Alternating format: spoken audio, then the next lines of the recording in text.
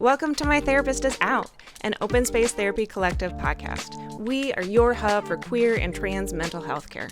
Each episode, we talk with one of our open space therapists or LGBTQ community member about mental health and building community. I am your host, Renae Johnson, they, them.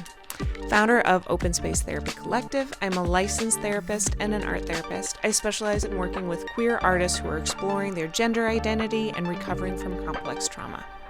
This week, we are talking with Debbie Whyte, she, her. Debbie is an associate therapist and art therapist with Open Space Therapy Collective. Debbie specializes in working with queer and BIPOC teens and young adults who are looking to grow into themselves and find their voice.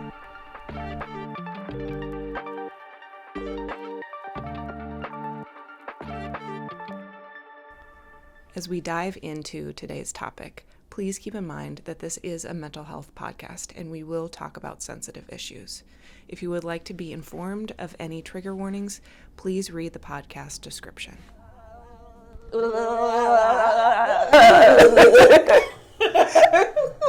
Welcome to My Therapist Is Out, an Open Space Therapy Collective podcast. Let's do that. No way! We're keeping it. Keep it. Keep it. We have our therapist, Debbie Whyte, with us here today. We're so excited to have you. Oh, thank you. And we are talking about healing from being rejected by your family, which in the middle of holiday season, I think is a really important one to talk about. It sure is. And also, anytime we have like elections that are coming up, whether they're local or big, there's always a difference of opinion that comes out that can spark the whole conflict, which can lead to rejection. Oh my God, yeah. Yeah. But first, let's cover what is rejection. Rejection is when we feel rejected, when we're not included, accepted, or approved of. And that's, textbook, yeah. So rejection involves the loss of something we've had or wanted. It is also like abandonment, leaves us feeling unwanted, unloved, and not good enough, right? So rejection leads to false beliefs that we're inadequate. And also that leads to putting up emotional walls. And that is, we want to just like say, hey, that rejection was too painful. I don't want to experience that again. So we just naturally put up a wall to protect ourselves. Or if we anticipate someone is going to reject us, we reject them first. Yeah. But unfortunately, it doesn't make the pain or the hurt go any less. No. Sometimes it makes it worse. Yeah. Right. And so there's a lot of experiences, right? We could talk about bullying, not be invited to the prom, to not be invited to birthday parties, or excluded from company after work things. There's a slew of experiences that we could touch upon that's under the umbrella of rejection, but we are going to focus on family rejection. Yeah, and that can be extra confusing because with friends, if you don't get invited to a party but everybody else does, well, that sucks, and that's pretty clear. It still hurts. It still hurts, and it sucks. With family, it often can be in a huge spectrum of you're gay, get the fuck out of my house, to quiet snubs or calling your partner your friend even though you've been with your partner for years. Respecting your pronouns, not expecting the way you want to dress, right? I have worked with adolescents who, one adolescent shared that one year they felt very preppy, and then the next school year they were pretty much emo, and then the next year they were like a rocker babe, and every time they were just exploring different styles. Before they realized in their senior year they just really love fashion and they want to explore a whole lot. But every school year, all they can remember is that one aunt that'd be like, what are you this year? Halloween's only October, always making a comment and giving backhanded compliments. And she didn't realize how much that stayed with her until she went into fashion industry, and she was trying, like the professors that she was working with, she's trying to outlay different styles, different seasons, and one of them had a tone that was like the aunt, and it just was horrible for her. So she went back into therapy to try and process all of that. So it's something that stays with us. It's rejection, like criticisms, they stay with us. Long after that person stops criticizing you, or you do it yourself. Rejection can kind of work that way too. Oh, before Renae rejects me and my friendship, I'm just going to reject myself. Or I may reject her. That. Yeah, and we get it, like it internalizes it. I often think of it as like little worms that get into the back of our brain that just continue to be like, that outfit makes you look like it's Halloween. You really going to wear that out? You know what people are going to think. Nobody's going to come and like want to talk to you. And it's just gnawing. And that's like a lot of what we talk about when we talk about internalized feelings or internalized language, or who is that really saying that, is like, yes, it's in your head, but that's not your voice. That's coming from somewhere else. Like there's a young man that I met briefly at a one-time workshop, and he was sharing his story about how someone outed him to his mother. He's in a small town, and mother immediately took him to church to pray the gay away. 10 years later, that trauma experience stayed with him. And he finds himself like in a space where that person who tried to pray to, and he had this anger welled up, right? And so you have stories like that, and the person is still dealing with it. And for a long time, he thought he was just bad because I didn't fit the norm, or something must be wrong with me. Those are the things that rejection leads to, with those ruminating, self-talk and overthinking, and it becomes like ruminating. So you're constantly saying it to yourself, and the more you keep saying to yourself, you feed into the false belief of who you are. And then that's where we come in. Right. Yeah, you know, as you're saying that, it's such a joy stealer, right? Like when these rejections, and especially when they're coming from family, that it hits us in such a deep core space that it takes up space that joy would normally exist, right? Like if he came out to his mom and his mom was like, "Oh, great, I can't wait to meet your sweetheart," and you know, whatever moms say, he would have been able to have and experience so much more joy around relationships, joy in that relationship with his mom, with his partner, with his friends, and that rejection just goes, and nope, and it's done. Right. And it makes you question everything about you the moment the person doesn't accept you for who you are. You start questioning every little thing you do. On another note, rejection can also be, there is some positive to it. Say more. I mean, we're jumping a gun, but I just want to put this out there so it's not all doom and gloom. But sometimes if your family rejects you, it could be a good thing for your mental health, for your well-being. Stepping away from your family, getting to know you more, and be more your authentic self, finding your voice, will help you be strong enough that let time pass by. You never know what'll happen. I'm a firm believer, when I have clients, I always point out, hey, let's focus on what we can control, not what we cannot control. And when I have them do an art therapy directive, I usually ask them to identify, trace your hand. I do that. Trace your hand. Are we going to make a turkey? No, we're not going to make a turkey. It's Thanksgiving coming up, so maybe we will. No, but trace your hand. Inside the hand, list all the things that you feel you can control. Outside the hand, list the things that you cannot control. And I usually give them one. I'm like, okay, you can't control the weather. but you can control how you dress for it.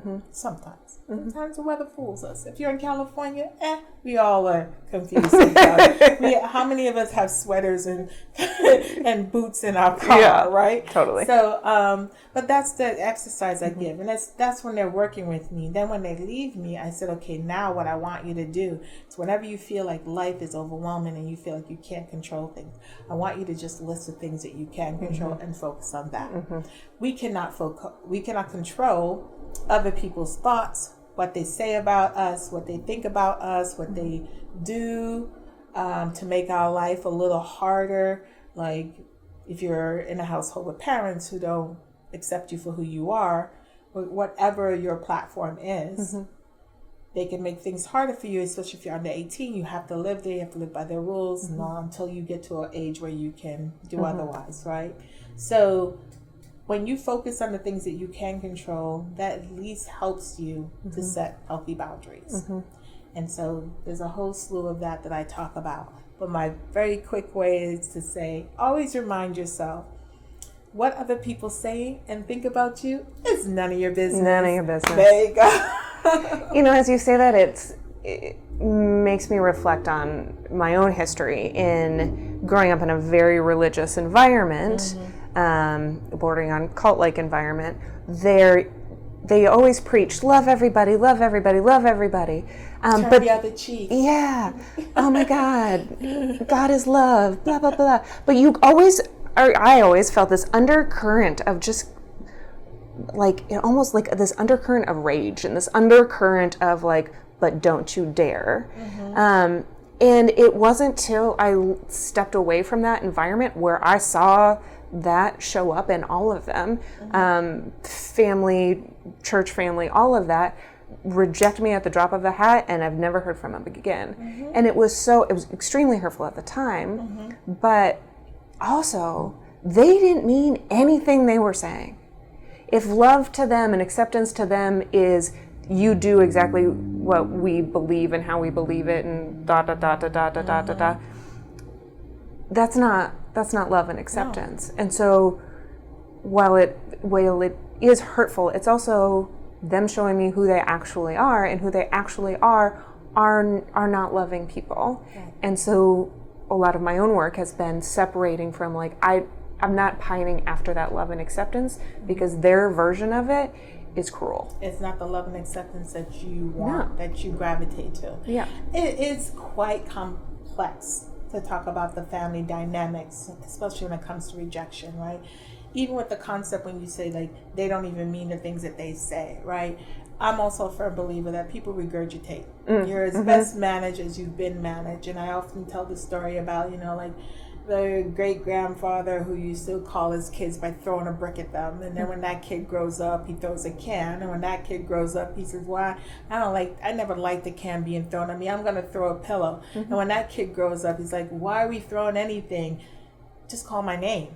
Sometimes it takes generation after generation after generation before there is a fundamental change in the family belief system and how we treat one another. Then if you add in religion, it is so extra complex, because we all know that people, whether subconsciously or not, will use something for their benefit. So a parent will tell you, don't eat too much candy, you'll get worms in your belly. It's not true, but that's what they grew up hearing to prevent you from eating too much candy, and it worked on them, so they said, let me see if it works on you. But then they come across that smart kid like me. But why? But why? I was the why kid. But why? I would ask why until I couldn't get the answer anymore. And I'm like, how is that possible? And so what do you do with a kid like that, right? And so people are just very complex. And that's why I said that there is some positivity to your family rejecting you, because it gives you an opportunity to find your own chosen family. Surround yourself by the type of love and acceptance that you know that's out there. You gravitate to it. And we know it's out there, because when we're at school, we could be one way with our friends, and when we go home, we're like, oh, you're another way, right? That's your first sign that there isn't love and acceptance the way you want to gravitate to. And so embrace. I love the fact, since this is going to be out in Thanksgiving, I love the fact that Friendsgiving has been really great. Coming from a Caribbean background, my mom never could assimilate into the American way of Thanksgiving, which is, your turkey and your cranberry sauce. We didn't do that. She tried it one year. It was a disaster. I think we were all little, and she was the only one eating turkey for days because we all like the wing or the leg. And would fight about it, and we would cranberry. What's that? So my mom, after I think I was 7 at the time, she was like, "That's it." After that, our Thanksgiving has always been the foods that we don't always eat every day in our culture. We save it for Thanksgiving and Christmas, the holidays, and Thanksgiving became more of a family gathering because we're all busy and working. Yes, there is some truth to Jamaicans having more than one job, but we would all find that time to get together, and we're laughing, as my mother would say, talk shit. Wait, how does she say it again? Chat shit and have fun and make merry. That's adorable. That's basically it. I'm probably messing it up, but anyway, the memory is there, right? And so it became all our favorite dishes. And that to me is like, Thanksgiving is we spend time with our loved ones, and we laugh and create memories, and we eat our favorite foods. I do the same thing with my boys. We end up going to the movies, and when we come home and we eat something simple. I don't do a whole lot of cooking because it's just 3 of us. At the same time, if I had Friendsgiving, we all get together and we do potluck, and then you can create your own version of anything, and you can create your own holidays. It doesn't have to be the national holiday. You can pick a date and say, every year on this day I'm going to get together at the beach with my friends, and we're just going to hang out. That's all it is. So the moment we open up our mind to accepting that we don't have to do what's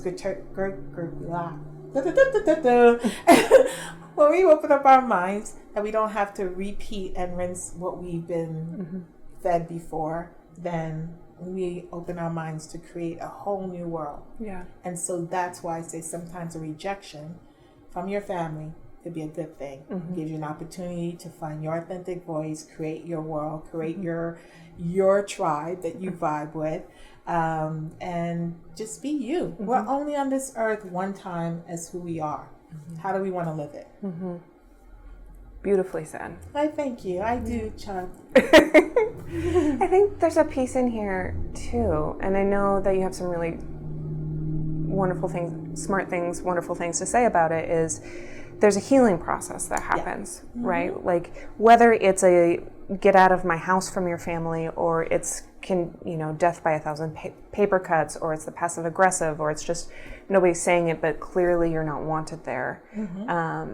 There's a lot of grief that happens, and dealing with and processing that grief is really important. And while grief doesn't go away, your life can get bigger around it, and so it doesn't have as much of an impact.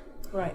So I'm curious to hear from you, because I know you've been thinking about this. Like, what are some healing ways or ways of healing through this type of rejection? And finding chosen family and really building those relationships is a great first one. Yeah, when you said that, find your chosen family, it reminds me of, and I'm sure he won't mind me sharing this, but my cousin came out to me when he was 19. And I wanted to be like, boy, please. I knew already since you were 3, but I knew how important it was for me not to say that, because I didn't want to minimize what I knew was a lot for him. So if you have a loved one out there that you suspect is gay, non-binary, just don't. I think they would be so appreciative if you just allow them to express themselves, and then just let them know that you love them for who they are. And that's what I ended up doing. And then later on, I told him that I had that, like, I wanted to say, and he laughed, and I said, I've been babysitting you since you were a baby. Like, I knew by age 3 that you were not like the other boys. So, like, but I felt honored that you chose me to be the first person to come out to. I served as his safe space. when the other family members weren't so nice. Yeah.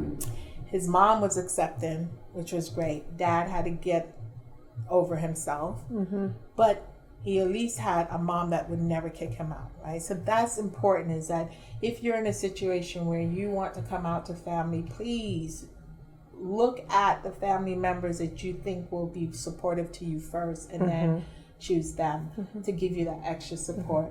As far as the healing, if, like, say, everyone in the family, although your parents, which will weigh heavy on you the most, because we are raised to think, but our parents got together, made us, they're supposed to love and accept us, and when you don't get that, the pain is very hard. Please acknowledge and feel your emotions. I say journal your feelings. Even repeat positive affirmations. I am worthy of love and respect. And I also like, I am lovable, I am worthy, and I have a purpose. And it's very important that you remind yourself that, you know, rejection is not related to your self-worth. Yeah. You do something on our social medias, which I think is really powerful and really important, that you come on every couple of weeks and share mantras. And I think that's really important in this process, as you're talking about, like, things that you're telling yourself, is these mantras are really important. They are. And you posted something, but it'll be a little bit since that post went and this shows up. And I wonder if you could share that again, and what mantras do for you, and what this continual, like, self-talk and taking that 5 to 10 minutes a day can actually do for you. Well, mantras are an ancient practice. They've been around forever. Different cultures have different ways about doing it. But basically, when you say a positive affirmation to yourself, you are reducing your stress. You are relieving any depressive symptoms that you may have. You are actually speaking life into your own body, mind, and soul. And so I feel like there's a bunch of mantras that I've shared, and I have more, because I can always come up with more. But I think it's important that you go and you grab the one that speaks to you, even if it's one for the whole week. And then that way you can choose one every week, and you'll have forever a list of mantras. To the point where I say write them down. It's the last thing you see before you go to bed, and the first thing you see when you wake up in the morning. It puts your mind in a positive frame, so that you can deal with whatever struggles you're going through. And so just know that it is a mindfulness practice. There's no wrong or right way to do it. I should say there's no wrong way to do it. Doing it makes it feel right for you. But yeah, I live by mantras. I actually, and if you could find a guided meditation, there's one that I listen to, like, literally it's like, taking back my power. So if I'm having a really stressful week, month, or I have some clients that are really struggling and I'm empathizing with them, like, I have to remind myself that I'm just holding for them. But sometimes that can be tricky for us, right? We're holding so much for our clients that we kind of like, oh, wait a minute, is this what I'm feeling, or am I feeling this for someone else? So I have a guided meditation that I listen to, and I have my own mantra. So yeah, they're very powerful. They are. Yeah. They are, and very important. And I think they really get dismissed. Like, we'll have a lot of, I don't know if you have this, but I'll have clients come in and be like, don't tell me you're going to tell me to say mantras to myself. That's such bullshit. And it's like, okay, I understand why Gwyneth Paltrow has, like, made this really tacky. Oh, did I say that out loud? She's loaded. She doesn't need us. It's fine. But when it's done authentically and it's done right and it's done for something that you really need, it's super powerful and really important. And I say, I have clients, if I had a client that actually said that, I don't think I ever had one. No, I did. Was in inpatient psych, and yeah, we won't talk about that person anyway. But if the client that says that to you, I would just change words. Okay, don't consider it mantras. Consider it positive self-talk. Whenever you're going through something, I want you to pick a phrase that's a positive self-talk to help you stay grounded. Yeah. It's like, I've learned to change words around because we cannot control what other people's past experiences has been when they hear certain words. Yeah. If you grew up in a household where you had a family member who's like, oh, don't bring that new age psycho babble to me. No matter what you say to them, they're going to think it's new age psycho babble. But if you say things like, I hear how you're feeling and I understand, and I'm going to just give a space and walk away. Look at that. You have practiced something you've learned in therapy without naming, hey, this is what I learned in therapy, for that person to just dismiss it with the psychological babble, right? So there's always different ways that we can present things. Totally. Yeah.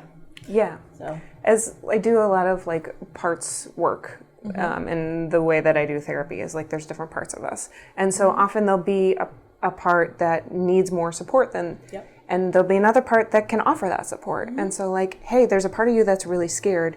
Can we say really encouraging things to that scared part? And I'm glad you mentioned that because you do part works. And you've probably done this, like remind the client that there's 3 parts of us, like the child, inner child, the parent, and the, what's the other one? The higher self. The higher, yeah. People are fascinated with that because we don't realize how we switch up things to give ourselves what we need, because we either do it automatically or we do it through trauma, because of trauma, right? When you were that scared kid, like you did the soothing thing, right? And now you're an adult. When you're that scared kid, you still soothe. But people don't really think about that. Sorry, I went off track. But we need to do a trauma episode. It keeps coming up. I know. But it's also relevant in healing from family rejection is there are little kid parts of yourself that are going to be really hurt, and there are adult parts of yourself that are going to be hurt, and they can support each other in different ways. Like absolutely. One of the things I also say is like meet with a therapist.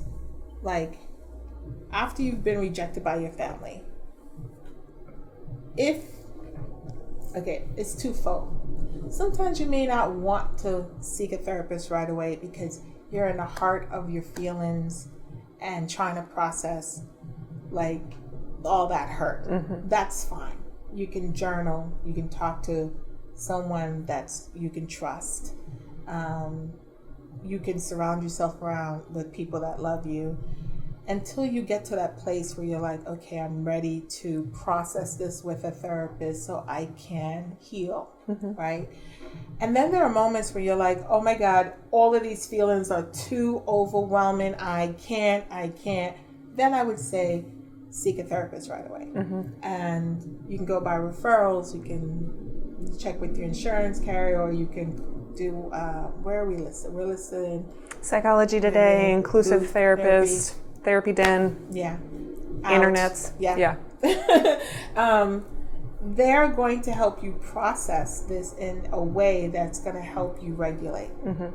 So definitely get a therapist. Refrain from the ruminating, negative self-talk, like, oh, I'm no good, or you're making a connection to the rejection as part of your self-worth. Instead, I'd like you to really, really, even if it sounds scripted, say something like this.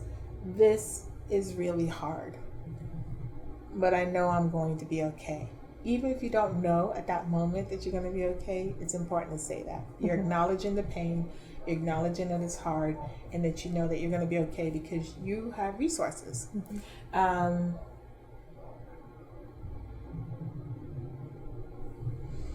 We talked about you stepping away from family as a positive thing. And then the one that I wouldn't say the last thing, but it's very important. We just focus on our self-care. Focus on giving us what we need. It could be that pint of your favorite ice cream. It could be you rolled up like a burrito in your comforter while you eat the ice cream and watch your favorite comedy show. Whatever it is, no judgment. Give yourself what you need at that moment. It could be a good cry.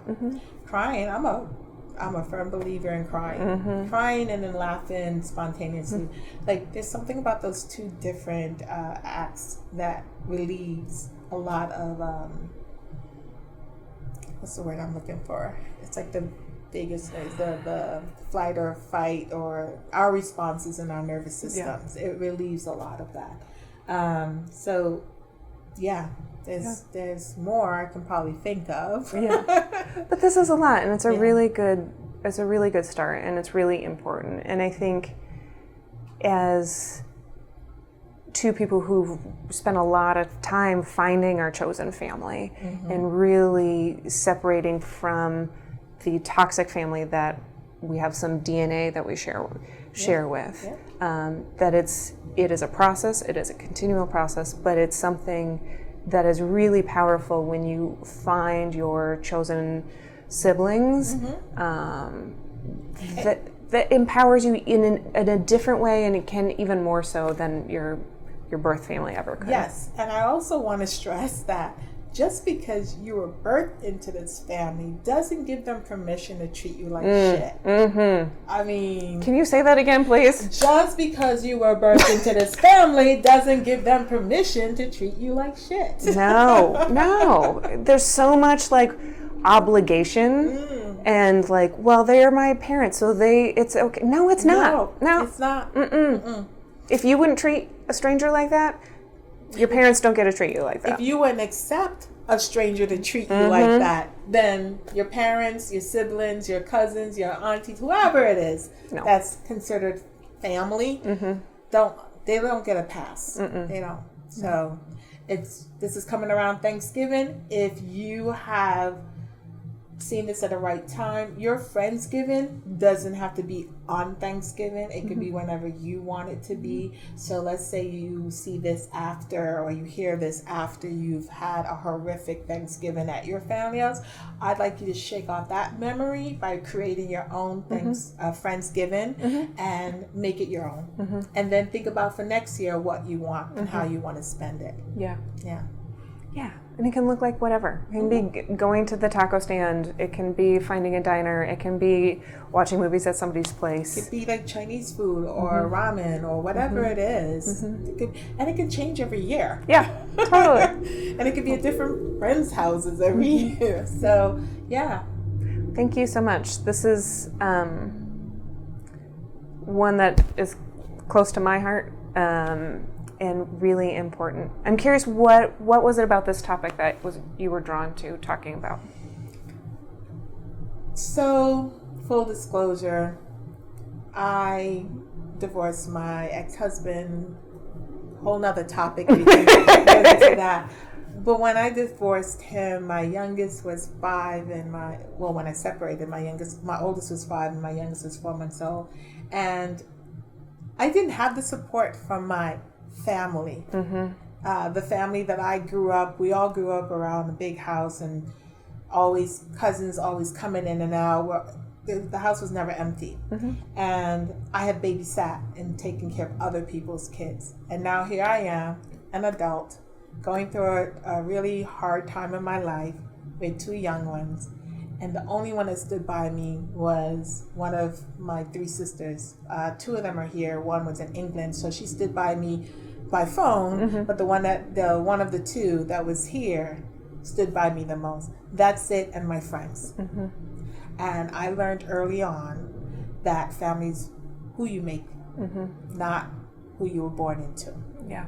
And so I made a decision early on which was difficult, because here I am raising 2 young boys. How do I tell them that they matter to each other because they're family if they grow up witnessing me keeping them away from my family, which I consider them dysfunctional, and I didn't want them around that. So it's been a process for me, and I still kind of struggle with it. And now both my boys are older, and I know they love each other, but they're so fundamentally different that when they clash, I just basically say give each other space And I don't guilt them into like, you have to love your brother. I know that they love each other, but they're two different beings. And one son might be on the spectrum, which is a whole nother topic.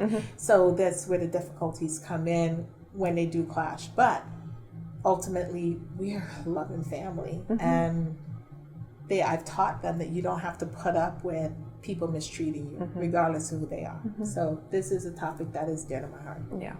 And I love being an uncle to those boys. They are the sweetest. Debbie's boys are the sweetest. They love you being an uncle too. They're like, oh, great. So, thanks for being part of my chosen family. Always.